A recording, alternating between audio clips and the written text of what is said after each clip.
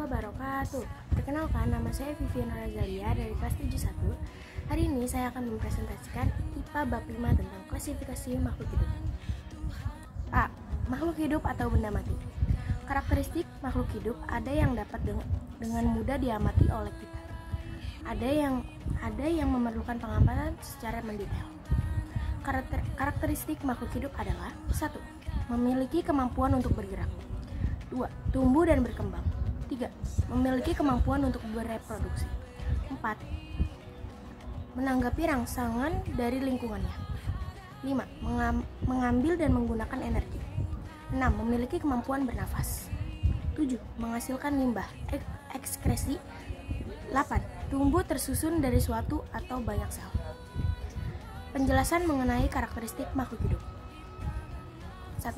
Makhluk hidup memiliki kemampuan untuk bergerak. Gerakan hewan mudah untuk diamati. Berbeda halnya dengan tumbuhan yang bergerak secara lambat dan sulit untuk diamati secara langsung. Salah satu contohnya adalah gerakan menutupnya daun putri malu. Seperti ini contohnya. 2. Makhluk hidup dapat tumbuh dan berkembang biak. Pada saat kalian menanam biji jagung dalam tanah, maka beberapa hari kemudian akan terbentuk daun dan tumbuh menjadi tumbuhan yang lebih besar seperti pada gambar di bawah ini. 3. Makhluk hidup memiliki kemampuan bereproduksi. Reproduksi dapat terjadi secara seksual maupun aseksual. Perhatikan gambar di samping menunjukkan reproduksi seksual pada ayam dengan cara bertelur.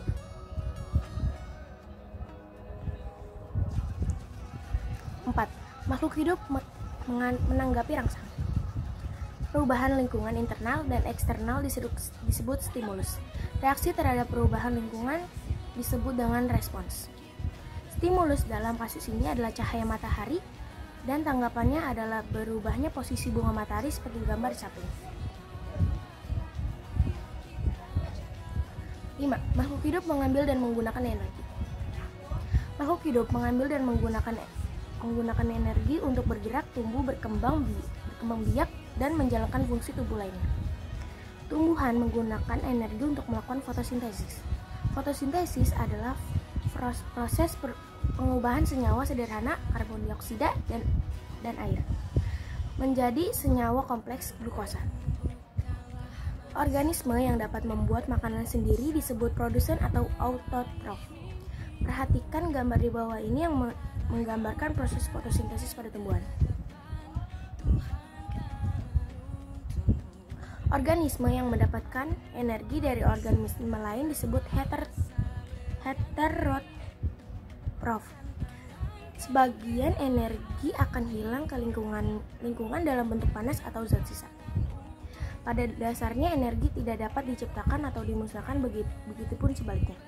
Hukum ini dikenak dengan istilah hukum kekekalan energi. Kita ulang aja guys. 5. Makhluk hidup mengambil dan menggunakan energi.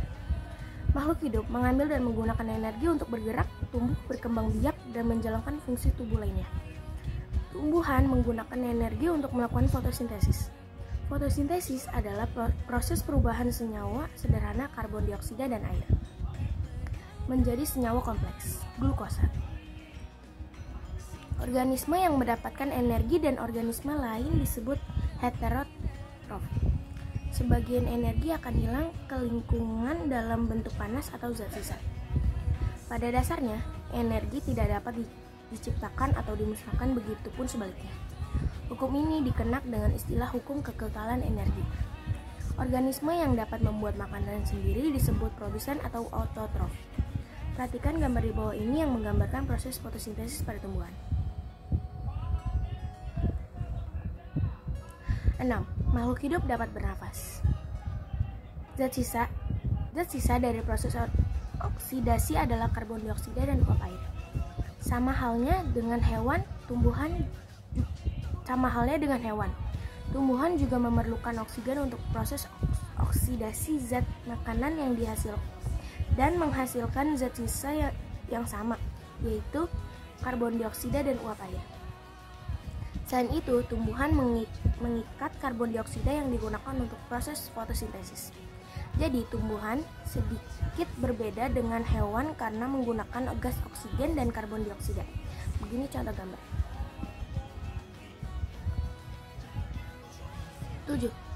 Makhluk hidup menghasilkan zat sisa. Proses pengeluaran zat sisa metabolisme disebut dengan ekskresi. Manusia menghasilkan zat sisa karbon dioksida dan uap air dari proses respirasi seluler dan mengeluarkannya melalui proses bernafas. Kita juga mengeluarkan zat sisa lainnya dari tubuh dengan cara berkeringat dan mengeluarkan urin. Adapun tumbuhan menggunakan daun untuk mengeluarkan gas karbon dioksida yang merupakan zat sisa respirasi sel.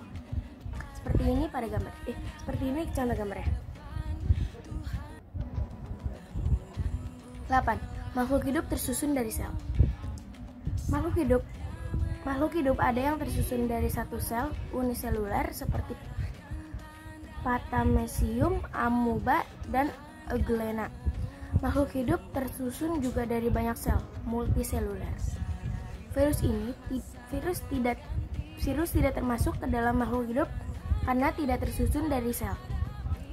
Tubuh virus hanya tersusun dari protein yang di dalamnya terdapat materi genetik berupa DNA dan RNA saja. Seperti ini contoh gambarnya. Mengapa makhluk hidup dikelompokkan? Pengelompokan makhluk hidup dilakukan berdasarkan karakteristik tertentu yang dapat membedakan satu kelompok dengan yang lainnya. 1. Klasifikasi. Klasifikasi atau pengelompokan membuat hidup lebih mudah setiap orang, termasuk ilmuwan. Semua jenis barang dikelompokkan berdasarkan karakteristik tertentu. Seperti ini contohnya. 2. Kunci klasifikasi. Ilmuwan menggunakan kunci klasifikasi karena beberapa alasan berikut. A. Lebih mudah digunakan daripada mendeskripsikan secara detail setiap kelompok. B. Menunjukkan sekilas apa yang membedakan karakteristik yang dimiliki oleh setiap kelompok. C. Memudahkan untuk mengidentifikasi objek yang belum pernah terlihat sebelumnya. D. Selalu memberikan hasil yang konsisten kepada siapapun yang menggunakannya. Terdapat beberapa jenis kunci klasifikasi. Di antaranya kunci percabangan, kunci dikotomi, kunci formatable, dan kunci melingkar. 3. Kunci dikotomi. Kunci dikotomi adalah kunci determinasi yang terdiri atas dua keterangan yang berlawanan dari ciri-ciri yang dimiliki oleh suatu jenis atau kelompok makhluk hidup. Kunci ini dimulai dari atas dengan kelompok yang lebih besar dan perlahan-lahan dibagi menjadi kelompok yang lebih kecil sampai tidak ada pilihan yang memungkinkan. Seperti ini contohnya. 4. Kunci determinasi formatable. Kunci determinasi formatable merupakan kunci klasifikasi makhluk hidup yang dibuat berdasarkan deskripsi dalam bentuk tabel. Berikut adalah contoh kunci determinasi. C. Makhluk hidup beraneka ragam. 1. Urutan takson makhluk hidup. Ilmu tentang klasifikasi makhluk hidup disebut taksonomi. Kelompok-kelompok makhluk hidup yang memiliki banyak persamaan disebut dengan takson. Urutan tingkatan takson mulai dari yang tertinggi ke tingkat yang terendah, yaitu kingdom, phylum, diviso, klasis, ordo, familia, genus, dan spesies. Semakin tinggi tingkatannya, maka semakin banyak anggota takson, begitupun sebaliknya. Seperti ini contohnya. 1. Urutan takson makhluk hidup. Kingdom bagi hewan dan regnum bagi tumbuhan merupakan tingkatan takson terbesar. Phylum bagi hewan dan divisi bagi tumbuhan merupakan tingkatan takson di bawah kingdom. Anggota takson pada setiap phylum atau divisi dikelompokkan menjadi takson kelas. Nama kelas pada tumbuhan diberi akhiran opsida. Anggota takson pada setiap kelas dibagi menjadi ordo atau bangsa. Nama ordo pada tumbuhan biasanya menggunakan akhiran ales. Anggota takson pada setiap ordo dikelompokkan lagi menjadi beberapa familia berdasarkan persamaan ciri yang lebih spesifik lagi. Nama akhiran takson familia pada tumbuhan menggunakan akhiran AC. Adapun pada hewan takson familia memiliki akhiran ide.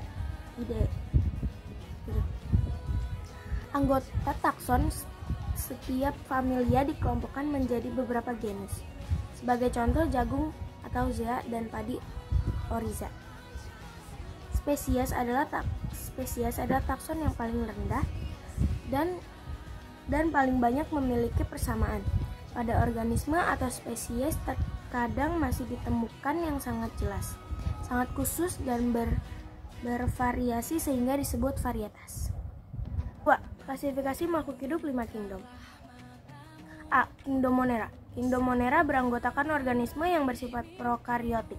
Berikut ini adalah karakteristik umum dari Kingdom Monera. 1. Prokariotik. 2. Tidak memiliki organel. 3. Mikroskopis. 4. Uniseluler atau multiseluler. 5. Memiliki dinding sel. 6. Memiliki DNA sirkuler. 7. Kosmopolit. 8. Reproduksi secara vegetatif. Berikut ini adalah contoh gambarnya. Dari anggota Monera adalah golongan bakteri dan alga biru, Cyanobacteria. Perbedaannya adalah kedua diantaranya adalah bakteri yang dapat reproduksi secara paraseksual. Berikut ini adalah contohnya.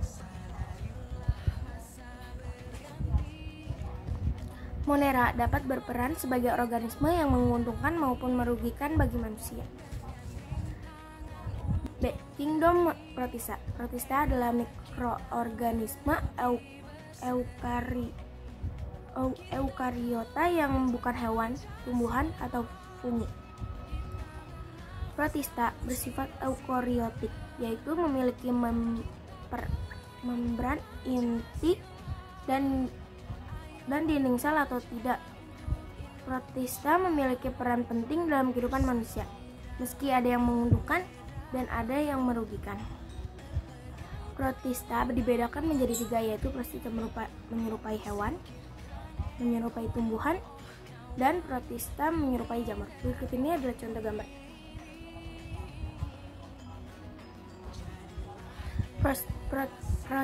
Protista mirip hewan. Protozoa adalah protista heterotrof yang memperoleh makanan dari organisme lain dengan cara menelan atau memasukkan makanan tersebut ke dalam sel tubuhnya, intraselular. Protista mirip tumbuhan atau alga merupakan organisme bersel satu atau bersel banyak yang bentuknya seperti benang. Protista ini memiliki klorofil dan mampu menghasilkan makanan sendiri. Pada dasarnya, protista memang menyerupai tumbuhan karena mempunyai klorofil dan kemampuan fotosintesis. Berikut ini adalah contohnya.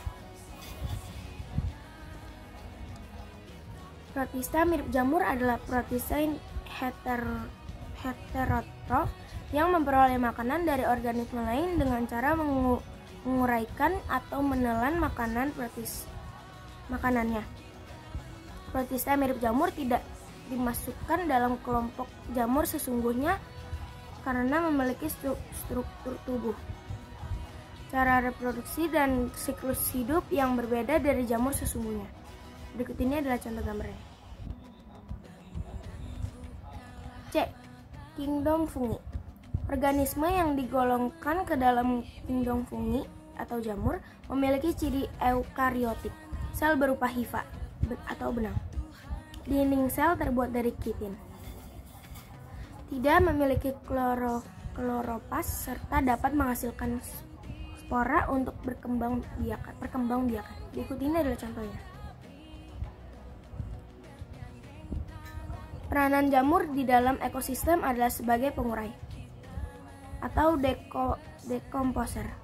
Jamur dapat menguraikan senyawa organik menjadi senyawa anorganik.